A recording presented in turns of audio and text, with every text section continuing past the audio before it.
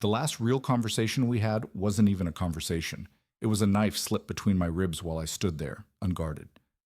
You'll never find love again. She said it calmly, like she was reading a weather forecast. Rain by afternoon. Heartbreak for the rest of your life. I didn't argue. Not because she was right, but because the worst part of me, the part that still flinched at the sound of her voice, wondered if she might be. The divorce papers had been signed for weeks. The apartment was half empty, my clothes shoved into boxes, my books stacked in uneven towers like the ruins of a life we'd once shared. She leaned against the doorframe, arms crossed, watching me pack. There was no anger left in her, just certainty. The kind that came from knowing she had already moved on while I was still untangling myself from the wreckage.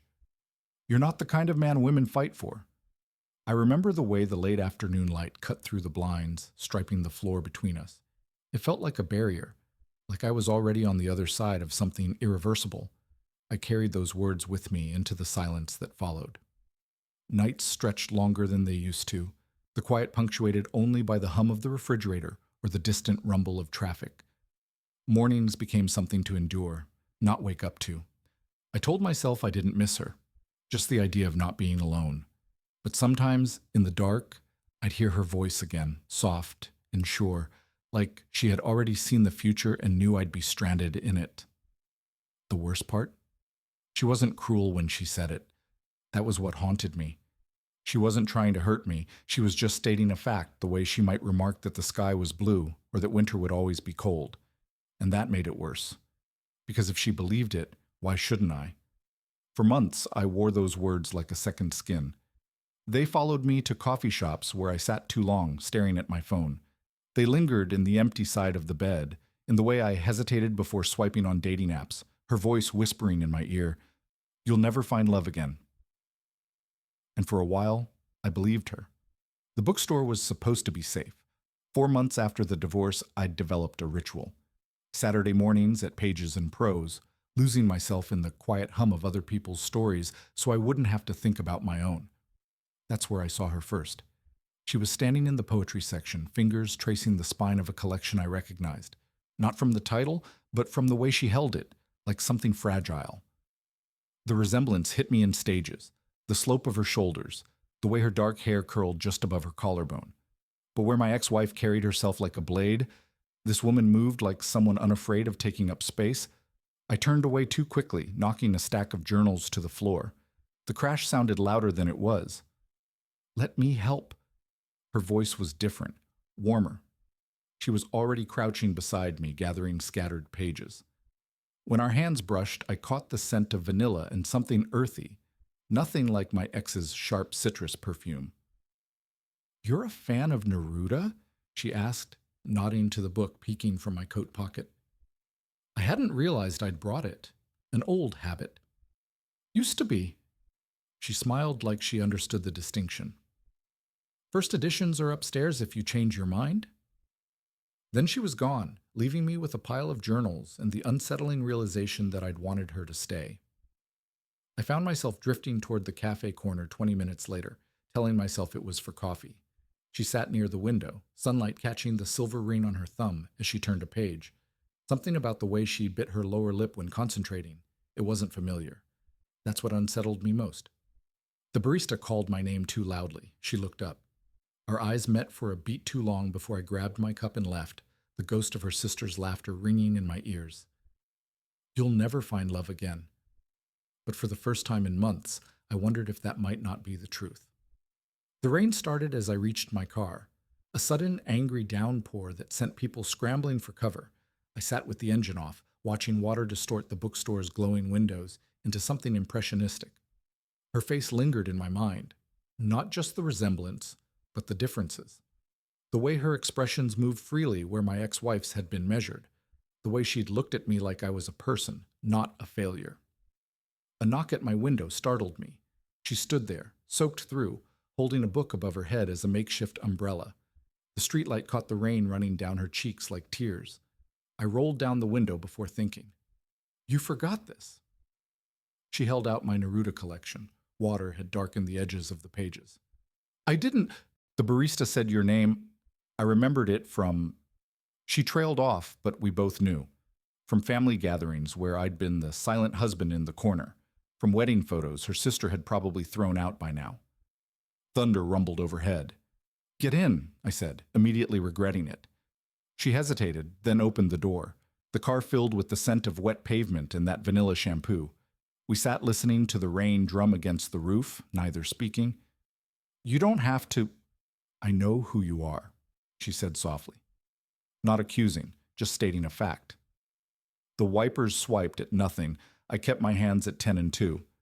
"Then you know why this is complicated?" She smiled, but it didn't reach her eyes. "My sister's always been good at making things complicated." A silence stretched between us, filled only with the sound of our breathing and the storm outside. I noticed she held her hands in her lap, fingers laced together like she was keeping them from fidgeting. My ex had never fidgeted. "I should go," she said finally, reaching for the door. "Wait." The word left my mouth before I could stop it. I grabbed an umbrella from the back seat. "At least take this." Our fingers brushed again during the exchange. This time, neither of us pulled away immediately. "I'm Claire," she said, as if we were meeting for the first time. "I know." She smiled properly then, small and real. "Right. Of course you do." As she walked away, the umbrella a black dome against the rain, I realized I'd been holding my breath. The car still smelled like vanilla. The Neruda collection sat between us on the seat, its pages warped beyond repair. I drove home with the windows cracked, letting the storm air wash away her scent. But some things lingered. The way she'd said my name like it meant something. The quiet understanding in her eyes when she spoke of her sister. That night, for the first time in months, I didn't hear my ex-wife's voice in the dark. Instead, I heard the rain, and beneath it, the whisper of something dangerous. Hope. The coffee shop became our neutral ground. We met there every Thursday, early enough that the morning rush had faded, late enough that we both had excuses to leave. Claire always arrived first, claiming the corner table where the sunlight pooled like liquid gold across the scarred wood surface. She drank her coffee black with a single sugar, stirring slowly until the granules dissolved completely. My ex had taken hers with almond milk and artificial sweetener, gulping it down between emails. 3 weeks passed this way. We talked about books, about the city's changing skyline, about everything except the woman who connected us. It felt like walking through a minefield while pretending not to see the warning signs. Then, on the fourth Thursday, Claire set down her cup with deliberate care. "She called me last night." The air left my lungs. A couple at the next table laughed at something, the sound suddenly too loud. I watched Claire's thumb trace the rim of her mug. "She asked if I'd seen you." And I said no. She met my eyes. "Not technically a lie. We haven't seen each other. We've been sitting together." The distinction felt important.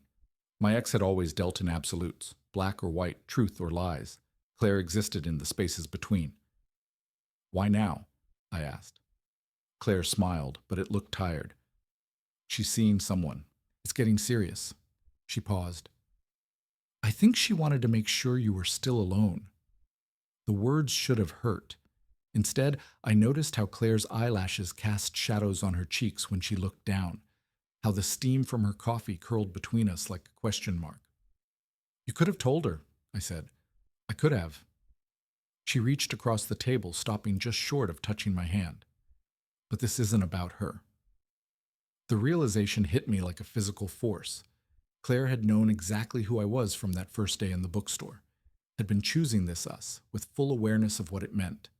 Outside, a delivery truck rumbled past, rattling the windows. When the noise faded, Claire was watching me with an expression I couldn't name.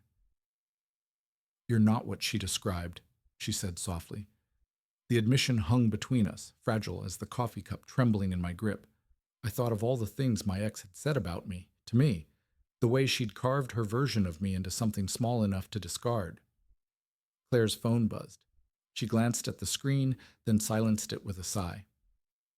Family dinner this Sunday. We both knew what that meant. Who would be there?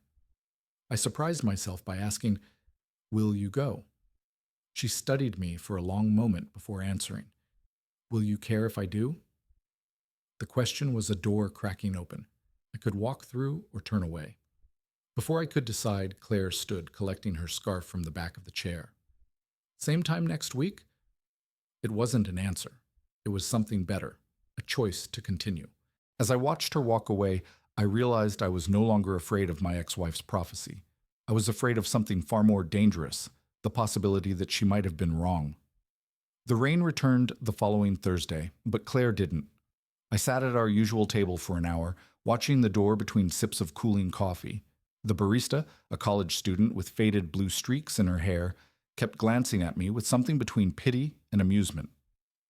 By the time I left, my phone was still silent. No missed calls, no texts. That should have been the end of it. But at 8:47 p.m., my buzzer rang.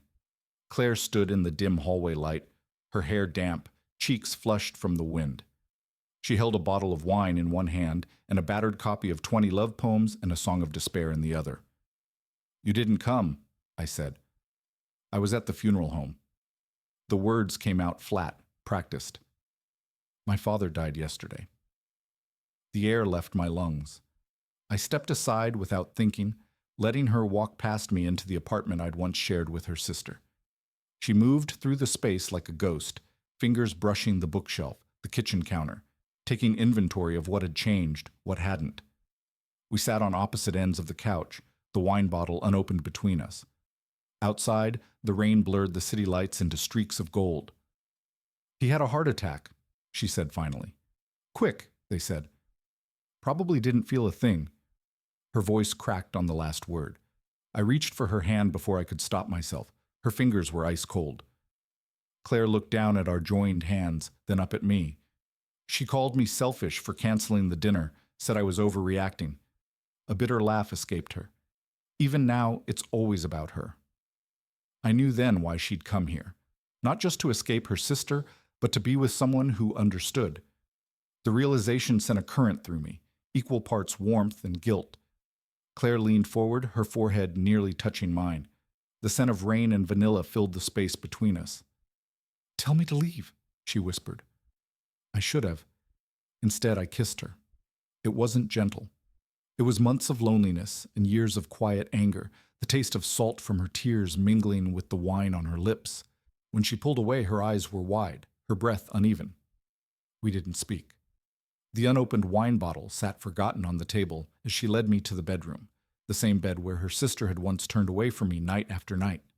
Later, as Claire slept beside me, her hair fanned across the pillow, I stared at the ceiling and wondered what the hell I'd just done.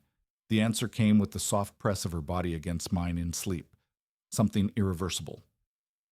3 days passed in a suspended reality. Claire stayed, not permanently, but in stolen hours between funeral arrangements and family obligations. We didn't talk about what we were doing, or what came next. The world outside my apartment ceased to exist. Then the phone rang. I knew before looking at the caller ID. The way Claire tensed beside me, her fingers pausing mid-motion through my hair, told me everything. "Don't answer it," she murmured. But we both knew this was inevitable. I picked up the phone. My ex-wife's voice was colder than I remembered. "So it's true." Claire sat up, the sheets pooling around her waist. Morning light caught the bruises along her collarbone, marks I'd left last night. My stomach twisted. "You couldn't just move on, could you?" The words were sharp, calculated. "You had to crawl back into my life through my little sister." Claire made a sound in her throat. I reached for her hand, but she pulled away, standing abruptly. The mattress shifted under her absence. "It's not like that," I said, knowing how weak it sounded. A bitter laugh crackled through the speaker. "Then tell me what it's like, David." Because from where I'm standing, it looks pathetic. Claire was dressing now, movements quick and jerky. I wanted to say something to stop her, but what right did I have? "You don't know anything about us," I said. "Us?" My ex-wife's voice dropped to something dangerous. "There is no us. There's just you trying to prove something, and my sister being naive enough to fall for it." Claire froze, one arm halfway through her sweater sleeve. Our eyes met across the room. Something unspoken passed between us, an understanding, a challenge. She walked over and took the phone from my hand. "Lena," she said, voice steadier than I expected, "this isn't about you." The silence that followed was electric. I could practically hear my ex-wife recalculating, reassessing the situation now that her little sister, the one she'd always underestimated, was standing up to her. When the response came, it wasn't the explosion I anticipated, just 3 icy words. "We'll talk later." The line went dead. Claire handed me back the phone, her fingers trembling slightly. We stood there in the aftermath, the morning sun revealing all the cracks in our fragile new reality. "She'll never let this go," I said. Claire buttoned her jeans with deliberate slowness. "I know." The admission hung between us. Neither of us moved to bridge the gap. Finally, she picked up her purse and walked to the door, paused with her hand on the knob. "I need to go deal with my family, with everything." "Claire," she turned back, her expression unreadable. "This changes things. You know that, right?" I did. The question was whether the change would break us before we even had a chance. The door clicked shut behind her, leaving me alone with the ghosts of 2 sisters and the growing certainty that nothing would ever be simple again. The silence after Claire left stretched into days. I kept my phone charged, checking it compulsively. No calls, no texts. Just the ghost of her presence in my sheets, in the half-empty coffee cup she'd left on my nightstand. On the 4th day, my buzzer rang again. My hand shook as I pressed the intercom. But it wasn't Claire. Her sister stood in the lobby, perfectly composed in a tailored coat. Seeing her there, in the place she'd once called home, now foreign to us both, sent a jolt through me. We faced each other in the doorway, 2 veterans of the same war. "She's not coming back," Lena said. Not gloating, just stating a fact. I searched her face for cruelty but found only exhaustion, the kind that comes from years of holding too tight. "You don't know that." Lena smiled then, a sad knowing thing. "I do, because she's stronger than both of us." She turned to leave, then paused. "For what it's worth, I was wrong about you." The admission cost her. I could see it in the tension of her shoulders.